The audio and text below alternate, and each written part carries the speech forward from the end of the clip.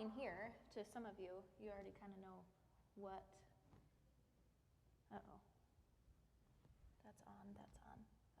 So I'm going to be talking about medical evangelism in the emergency room.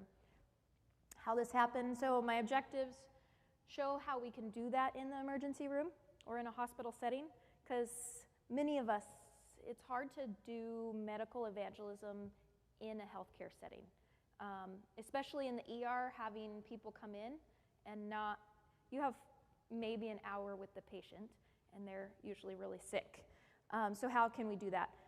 Also, identify simple treatments that you can send people home with, because a lot of the time, doctors will go, okay, specifically with COVID, go home, and when you get worse, come back, and then we'll treat you. But by that time, it's too late. Like, what the hospital or modern medicine has to offer at that point in time is your CPAP or intubation and some dexamethasone and your antibiotics and remdesivir. Thank you. I was like, it starts with an R.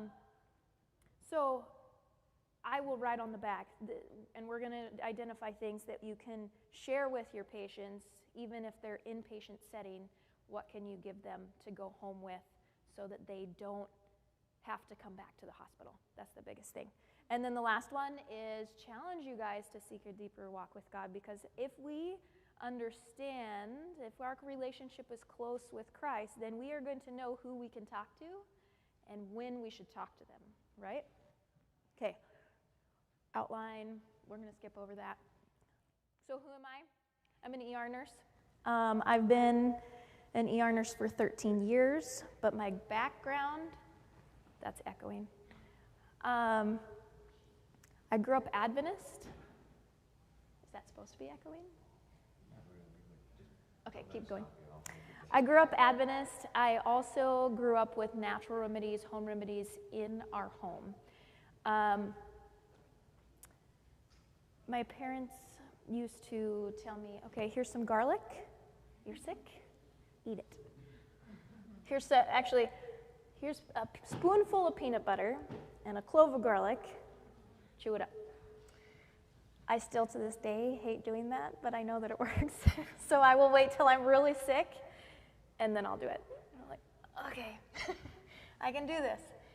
I can remember 5 times of when I went to the hospital, because my parents didn't take us to the hospital unless it's an absolute emergency. One, I actually had a hole in my heart when I was little, and I remember probably about when I was 1, maybe it was 1 to 2 years old, I remember taking the stickers off my chest. And that was my first realization of a hospital or anything medical. The second time is I had whooping cough. I almost died from it. Third time I was in the hospital is I was running across our corral for our horses, and I had told my brother, I bet you I can beat you. He was riding the bike on the outside of the corral, and I was running straight across. Well, I forgot that we had hung up a baling twine between the water trough and a post. Well, I ran into the baling twine and clotheslined myself, cut my throat open, and hit my head on a rock. When I fell, hit my head on a rock and I blacked out. I had a concussion. And when I came to, I ran inside and said, Mom, I think something's wrong. Luckily, it wasn't deep enough to harm anything. And so we went to the hospital for that and got it taken care of. And the last time, the 4th time I fell off my horse doing something my dad told me not to do. Most of the things that I got in trouble for were or still have lasting effects is because I disobeyed my dad. But I broke my arm, and I also got a concussion from that because I blacked out on that one. And it was a compression fracture, and they had to reset it or reduce it and pull it down with weights. And the last time I remember going to the hospital was when I was in a car accident. And I decided to use my face as my airbag against the windshield. and shattered the windshield. So, not very many times in my first 15 years of life did I go to the hospital. Otherwise, it was hot and colds, hot foot baths, like garlic, whatever it was. My parents were like, nope, not happening. So, let's see. 13 years in the ER. How did I get to where I am? So, I went to become a birth assistant. I was a CNA ER tech for 9 years before I finished nursing. And I wanted to do something more at this point in time, I wanted to do nursing, but I wasn't there yet. I wasn't in school. And so I went, and by God's grace, I met up with a former high school, alumni that I had gone to school with, and she said, hey, what do you do now? Like, what are you doing? Where's your life taking you? And I told her I'd went to Souls West, and I was a CNA, and she's like, hey, my mom, she's a birth center, they own a birth center, and she needs a birth assistant. But the vision for what they want is they want a birth assistant that is going to have Bible work experience so that we can give these women resources. And so they said, we want you to go to Weimar to the health program. And when you're done with that, come back and you can be a birth assistant and put on programs for these women. So I did that. God opened the doors, paid for the tuition, sold stuff that I said, if you want me to go, then you need to get rid of this stuff, cars and etc. And he did everything, and I went to Weimar.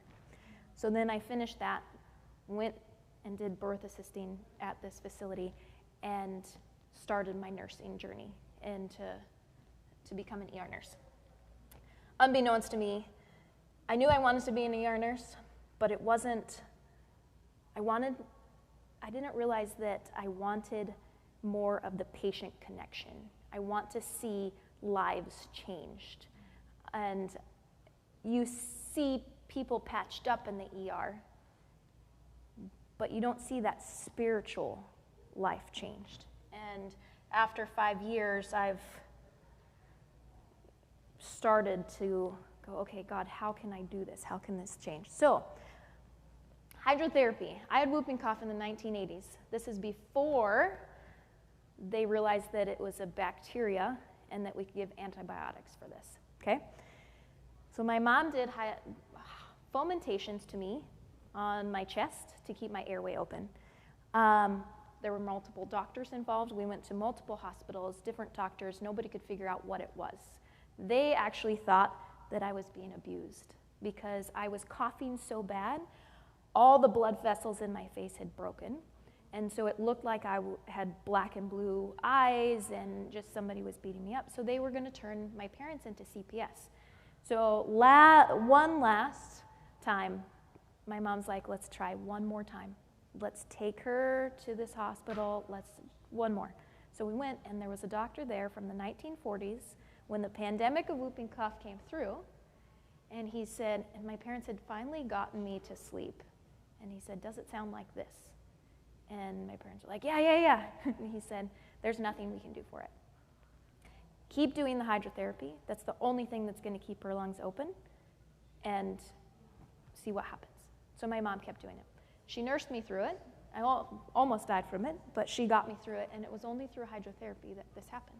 So starting from when I was young, hydrotherapy was very relevant in my life, and I knew that it worked on stuff like COVID, per se. Then, fast forward to 2020, my dad gets COVID. Now, if anybody understands COVID in here, you're more likely to die from COVID if you have comorbidities like diabetes, high blood pressure, obesity, strokes, heart attacks, that kind of stuff. My dad wasn't obese, but he has diabetes. He had high blood pressure. He had history of multiple strokes. He had a history of multiple heart attacks. He was essentially a walking dead man. He called me No, my brother called me and said, Britt, you need to get over here. Dad won't go to the hospital. He hates hospitals. And he's getting worse. And if we don't do something about it, he's going to die from this.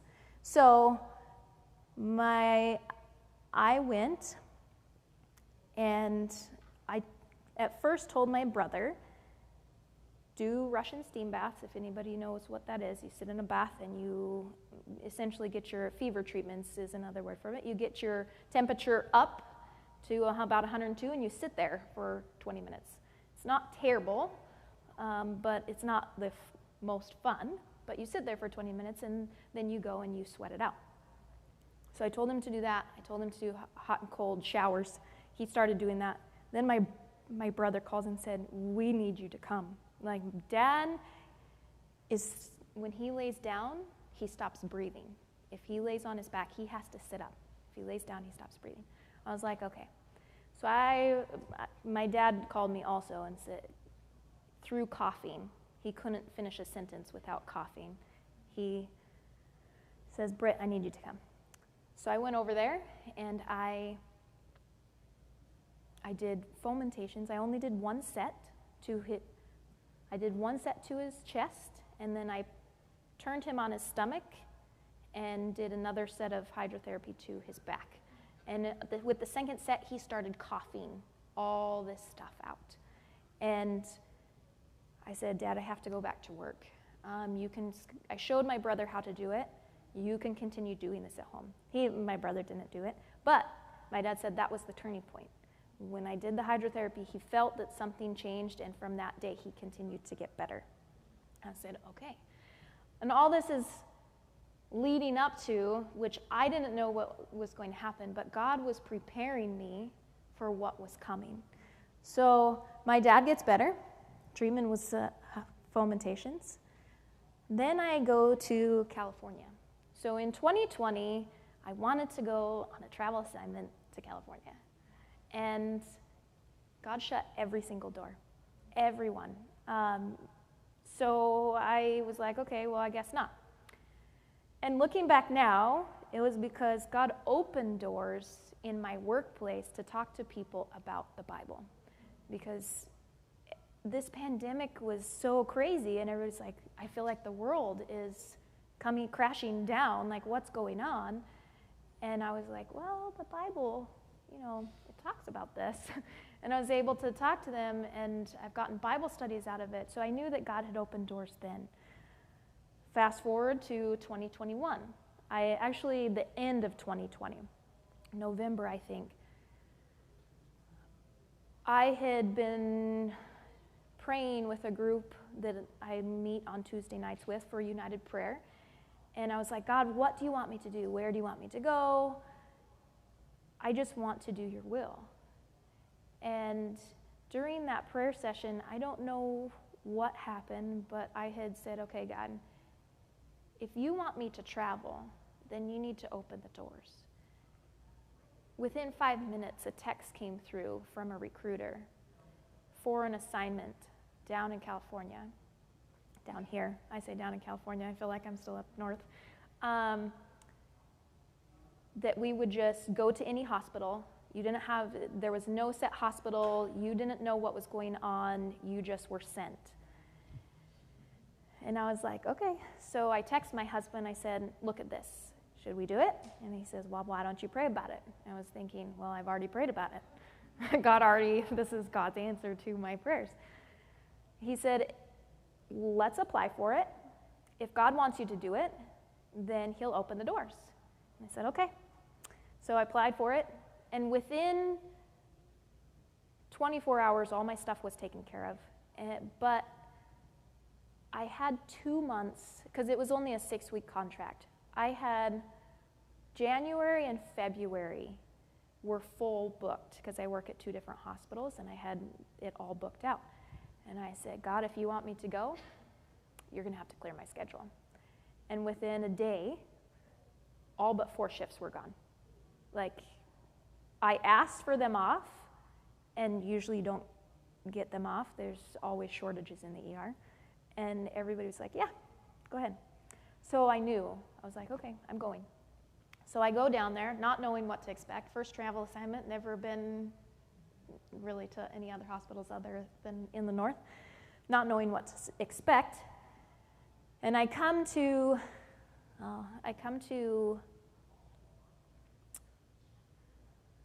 Linwood, near Compton. And they were like, okay, you are going to be in the COVID unit in the ER. I'm like, great. But at this point in time, I wasn't really afraid of it because I knew how big my God was. I knew what I had done, like what God had done through hydrotherapy for my dad, for me with whooping cough. And I was like, I'm not worried about it. Where everybody else, there was a lot of fear in it. And so I started working in the ER, and I had a roommate that was telling me one night about this guy. He was 37 years old. He had COVID. He was supposed to go home on hospice because he was dying. And I was like, why are we going to let a 37-year-old die? Like, I don't understand. To me, coming from Spokane, like the concept, I hadn't been down here when it was so bad that you were just a number, and if you were going to die, that's fine, whatever. And I was like, I couldn't understand the picture that they were putting out. And so I was like, no, he needs hydrotherapy. We have to do hydrotherapy on this guy. So I told my roommate about it, about the history, which I just shared with you guys. And I said, I hope that tomorrow, if I'm in the COVID unit, that he's still there. Because if he's there, I'm doing hydrotherapy. So the next day, we got our assignments, and they said, you're in the COVID unit. I was like, yes, I'm in the COVID unit. So I went in, and in this unit, there were 7 beds, and they were usually all full. But we didn't have assignments. You just kind of helped out with everything. And I looked at my coworkers, because there was usually 2 to 3 nurses in there for those 7 patients, and I said, I want that guy. I don't care. I will help with any other patients, but that's my patient, and I don't want anybody else to touch him. And they said, okay, because they didn't want to have to deal with hospice and anything else that was going along with him. And so I had gotten the rest of the assignment, listened to the stories, and a nurse walks by, and she was a relief nurse she happened to also be from Washington. And she was I wouldn't say the National Guard, but there's teams that come down and they help out with crisis. She was part of that team, and there was a paramedic and an EMT. And she said, hey, do you need any help? And I said, yes. And so I told her the story. I said, why are we letting this 37-year-old die in a hospital? And so she didn't understand either. So we got the paramedic and the EMT involved, and we did hydrotherapy on this guy. But so you understand what this guy looked like, he was on high-flow nasal cannula at 40 liters per minute. That's a lot. Even at that, his oxygen saturations were at 72. He did not look good at all. His respirations were 50 or more. This guy was gray. He had been looking like this for 3 days. And I had gotten him, he came in on the 13th into the hospital, and I had gotten him on the 16th. So not a good clinical picture.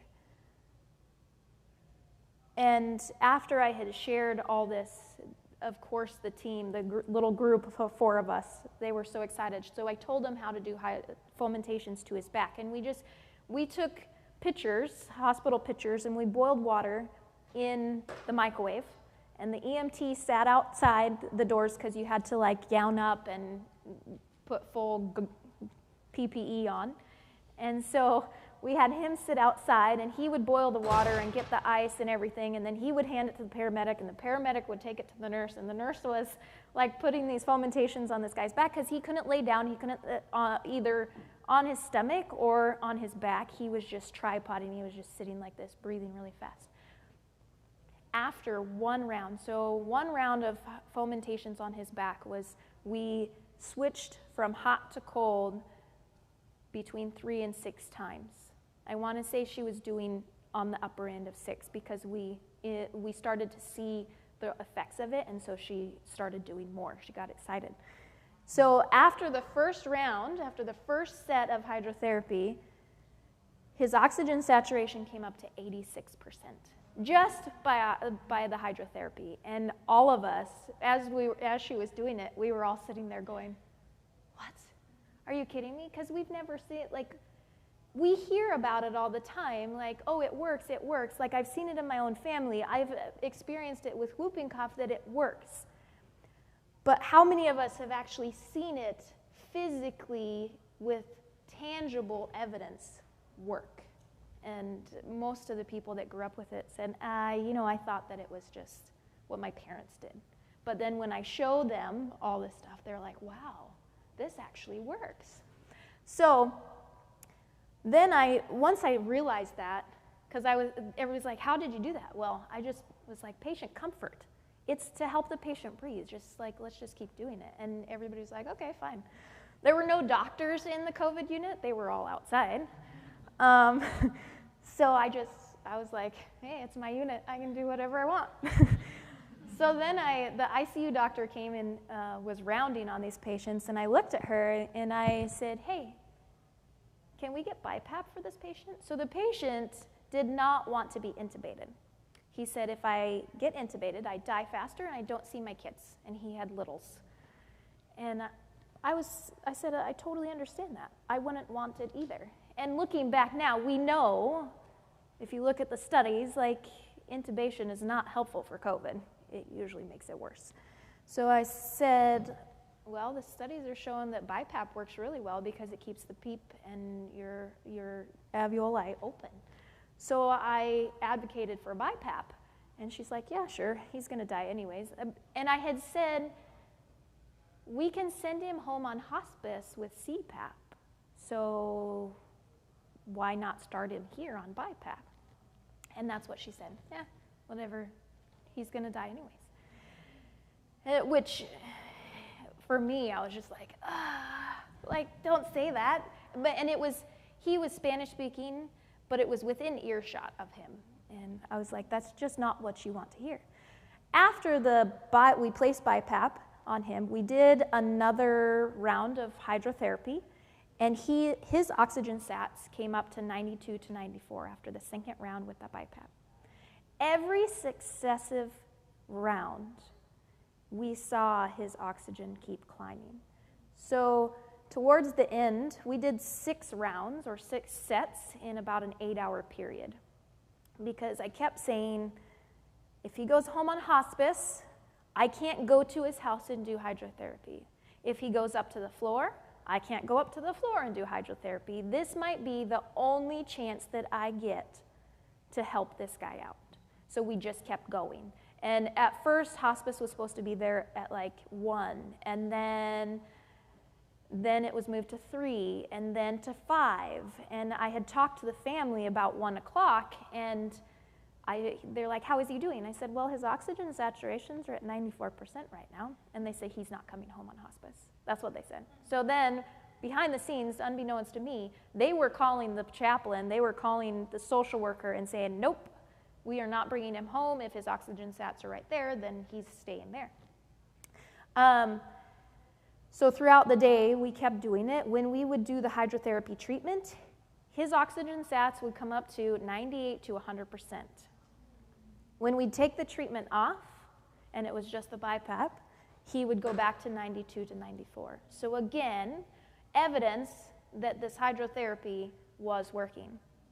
His respirations came down to in the 30s, and then towards the end of the day, he was falling asleep, and they were 18 to 20, which is his normal. And you just saw that his rest, he wasn't breathing so hard, he wasn't working, and you saw that he felt like he was getting help. He wasn't as scared in his eyes. So I asked him, I said, is the water working? And he said, yes, I feel like I can breathe when I have a treatment on. I said, well, yeah, because you do. You can read. So with all this, my coworkers there, they were like, how do you know this? Like, Brittany, look what you're doing. And I said, I'm not doing anything. I said, God sent me to Weimar. God put me in a family to know natural remedies for hydrotherapy. God sent me to Weimar to learn it and be able to reproduce it and give it to somebody else. And God definitely sent me down here. I don't know who I was sent to reach, if it was the guy for the hydrotherapy or if it was the coworkers that I was talking to about God because of the hydrotherapy. But I was able to get out multiple books and talk to many people about God, which before they were laughing, about God. You would hear jokes, and which the ER is a very crude place, to say the least. And you get used to it, but you would hear these jokes, and it always just kind of grates on me to hear them. But after that, they wanted to converse with me about it. But Ellen White talks about the entering wedge. Oh yes, these are his lungs. This was the day that he came in. Not good.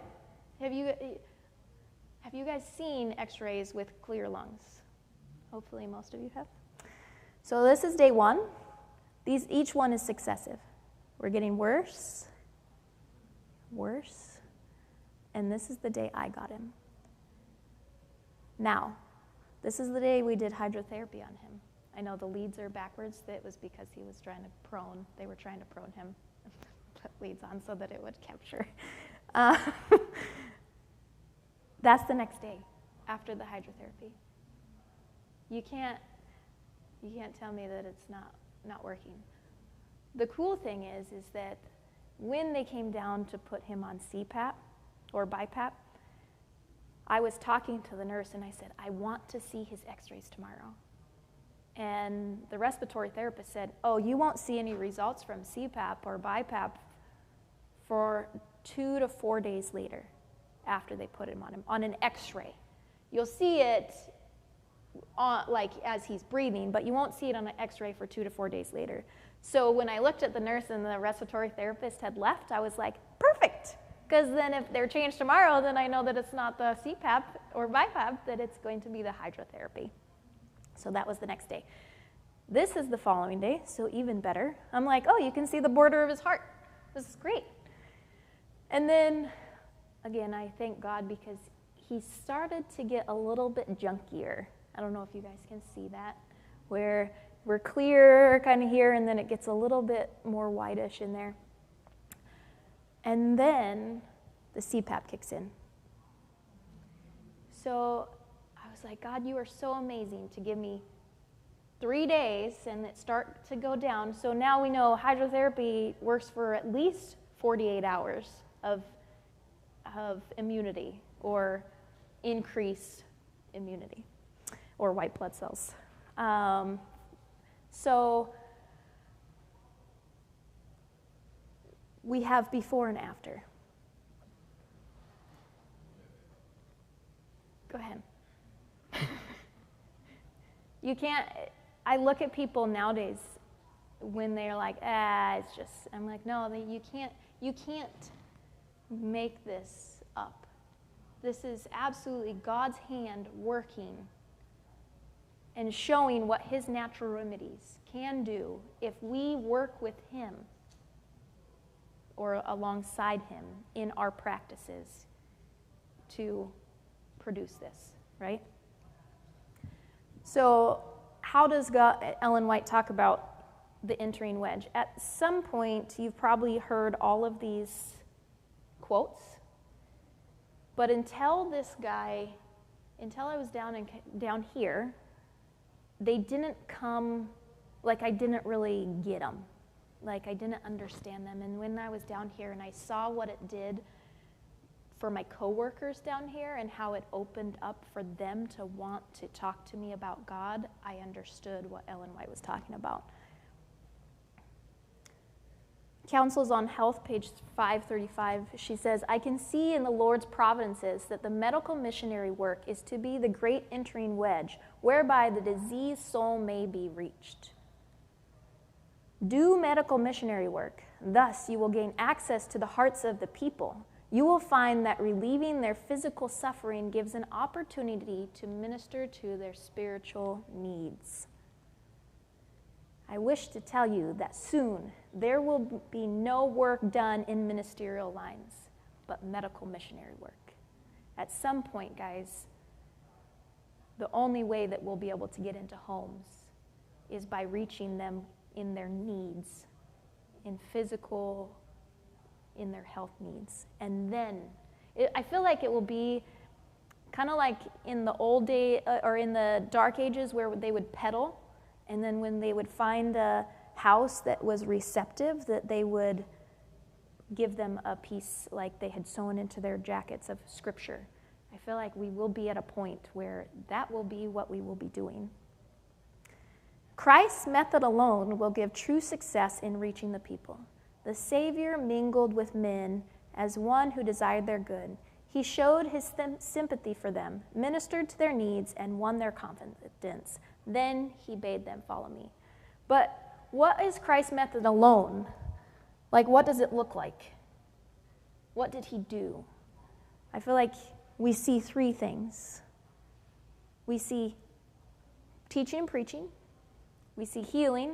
We see mingling. But what did he do most? He did all three. But first he mingled. He found out the needs of the people. Then he healed them and he met their needs, and then he preached. But it wasn't just him preaching to them. I feel like as he was mingling with them and healing them, it was also in his lifestyle.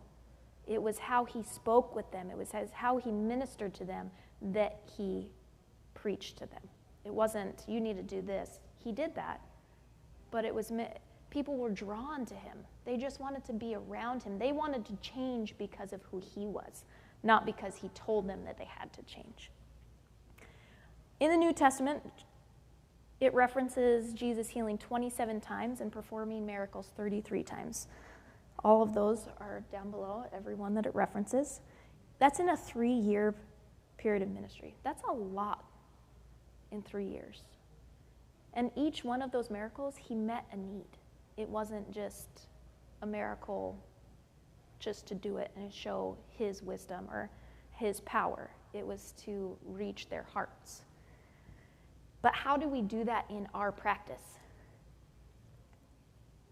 Again, by our example. Just like Jesus, we have to live out what we learn in our health message, in our 8 laws of health. We have to do that. And as we're mingling, because for me in the ER, I'm not going to be with patients very long. And I've always asked God, why? Why in the ER? Like, who am I going to reach? Because I thought when I went to the ER, oh yes, I'm going to reach all these patients. And no. Over and over, God has brought me back again to, you are reaching your coworkers. You will reach some of the patients. But what about the coworkers that are sitting in that crude environment that have nothing, like they're part of that. They don't know anything else.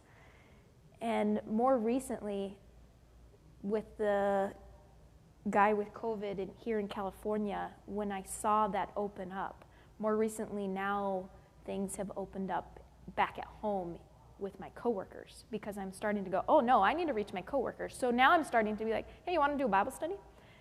Hey, they see how I live and how my lifestyle and my diet and exercise and everything that I do, and they know what I stand for, and they have started to start to ask me questions.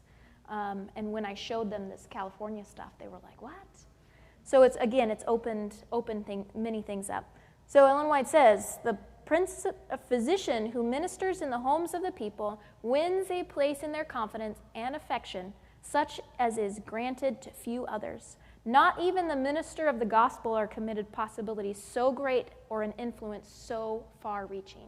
That's amazing that Even above ministers, we have a place in people's lives that exceeds everybody else, that we can reach them at another level that nobody else can reach them. But by what? How do we reach them? By the physician's example. Again, the cause of reform calls, I wish this had does it have a pointer? The cause of reform calls for men and women whose life practice is an illustration. The world needs a practical demonstration of what the grace of God can do in restoring to human beings their lost kingship, giving them mastery of themselves. There is nothing that the world needs like lives. What is our need? It's actually a relationship with Jesus Christ. How do we do this? That we shall ever move upward.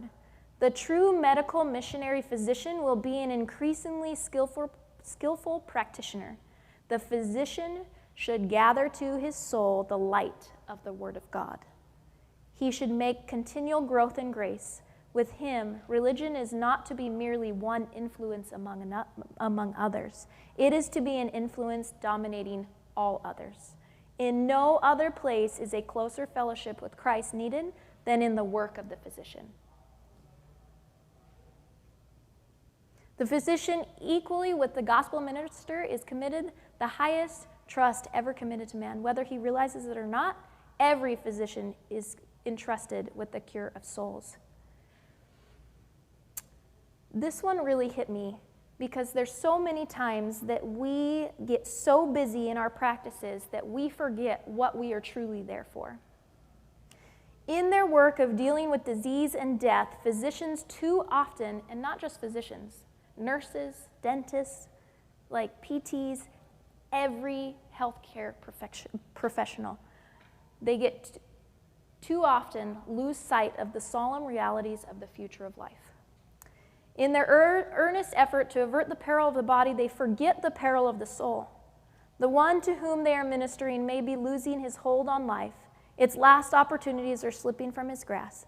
This soul, the physician must meet again at the judgment seat of Christ. Often we miss the most precious blessing by neglecting to speak a word in season. If the golden opportunity is watched for, it will be lost. When I was listening to Calvin's talk this morning, at the end of it, he talked about that his friend having a dream and being at the judgment seat of God, and God saying, I'm here to collect on, what did he say, the investment. And that guy hung his head because he had not shared the gospel with somebody else. And when I reread this after Calvin said that, I was like, oh, how many times have we missed that golden opportunity? How many times have we been like, God, this morning I'm so busy, I just don't need to, I can't connect with you this morning, I'm just going to go to work. And because of that lack of connection daily with Christ, we don't hear that little small voice, and we miss that opportunity. And how many times are we going to, how many people is God going to be like, so are they here? And we're going to be like, oh, no, they aren't, because we missed it. We have to keep in mind, what is the true, what are we here for? Is it to work, or is it to work for souls? Is it to earn money, or is it to work for souls? Earn crowns, earn jewels. Let the physician make his mind a storehouse of fresh thoughts. Let him study the word of God diligently, that he may be familiar with its promises.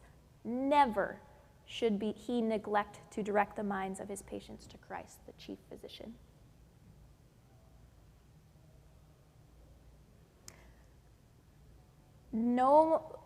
The physician's only safety is under all circumstance to act from principle, strengthened and ennobled by a firmness of purpose found only in God. He is to stand in moral excellence of his character. Day by day, hour by hour, moment by moment, He is to live as in the sight of unseen world. Righteousness has its root in godliness. No man can steadily maintain before his fellow men a pure, forceful life unless his life is hid with Christ in God. We can't do it without Christ. Again, we cannot live each day without him. We cannot reach people without Christ. The more urgent his duties and the greater his responsibilities, that's talking about all of us in this room, the greater the medical personnel's need of divine power is. So if you feel like you're going into a hard day, you better be on your knees. Martin Luther said that if he realized that there was a lot to do in his day, he would spend more time in prayer. And I have seen it over and over in my life, that if I give God that first time, everything falls into place and everything gets done. But if I don't, then I'm running on my own time, and it usually doesn't get done. When man is in fellowship with God, the unswerving purpose which preserved Joseph and Daniel amidst the corruption of heathen courts will make his life of unsullied purity. I would love to be able to stand like Daniel in everything that's going on right now.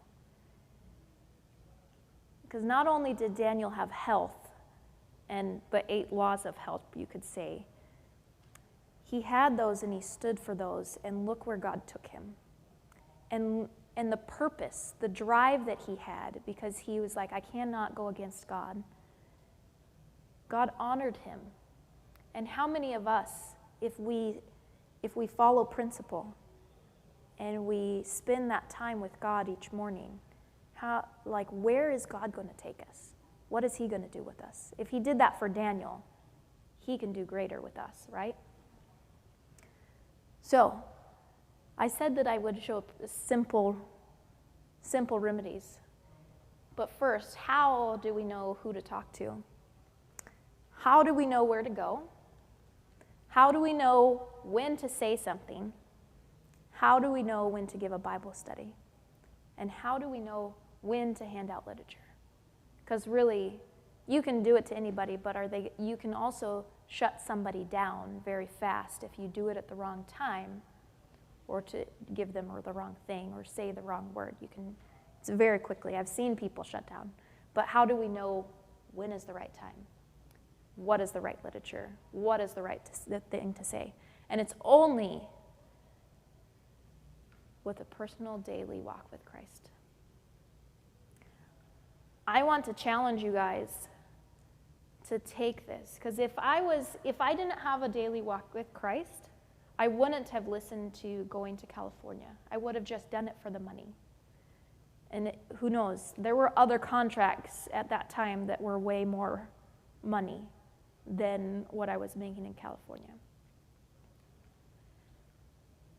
It was only by relationship with Jesus that I was able to talk to those coworkers and be able to pick up on that, you could say, the golden opportunity of when to hand out a book and who to hand it to. So I want to challenge you guys to, if you aren't already doing it, to even start out with a half an hour a day, but really that hour of time with God in prayer, in morning devotions. And it will take you through school too, if any of you are in school, because he can get A's. If you're going to give him the time, he'll get you A's if that's what you need. But home remedies you can do at home. Home remedies you can tell your patient to do. Practical things that they can do. So we're going to start off with hot and cold showers. So there are so many different ways to do it. There's 3 minutes and 30 seconds and back and forth with that 6 times. You can do it 10 minutes and 1 minute.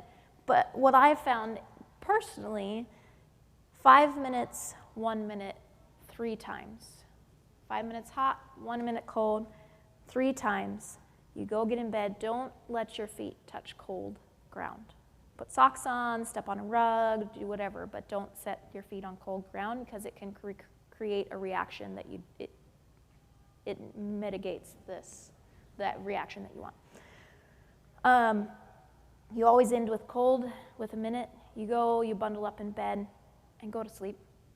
You can do it in the morning, but you want at least 30 to 60 minutes after the shower to just let the hydrotherapy do its job. I did it this morning, and I did it last night. I tend to, if I'm stressed out, I have sugar and I have lack of sleep, it's always a disaster for a sinus infection for me. And this last week was very stressful for me, and I had lack of sleep, and I ate, because of the stress, I ate a whole bunch of sugar. And so on the way down here, I was like, oh no. So I've been doing this and eating garlic, and it's perfectly fine. Yes? You can just do the neck down. Sometimes I include the head, but so with this, it depends on what you're doing. So with hot and cold showers, what they do is actually increase the production of white and red blood cells in the bone marrow. So you actually increase your immunity. It makes you produce more. If you do focus treatments, then it draws those white and red blood cells to that specific area. And that is why on those x-rays, that guy, his only comorbidity was obesity. But with obesity, for every pound of fat that you gain 5 to 7 miles of blood vessels. And with all that extra vasculature, all that extra fat, your body is already fighting so many other places, and it's taxing the system. But when we did the hydrotherapy on his back, it drew all those fighters right there, which shows that his natural immunity can take care of COVID, but it didn't know where to go because of the obesity. So it drew it there. So if you do a focus, like you can even, if you have a cut on your finger or something, or you sprain your ankle, you can put your finger in hot and cold back and forth in a cup, or you can do your foot or whatever part of your body. You can do hot and cold back and forth.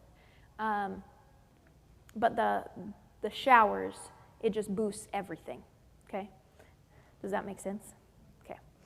Another one that you can do is you'll have to take a picture, because I actually pulled this from Agatha Thrash's book, Hydrotherapy and Home Remedies, which is the book that we use at Weimar for their class. You had a question? Okay.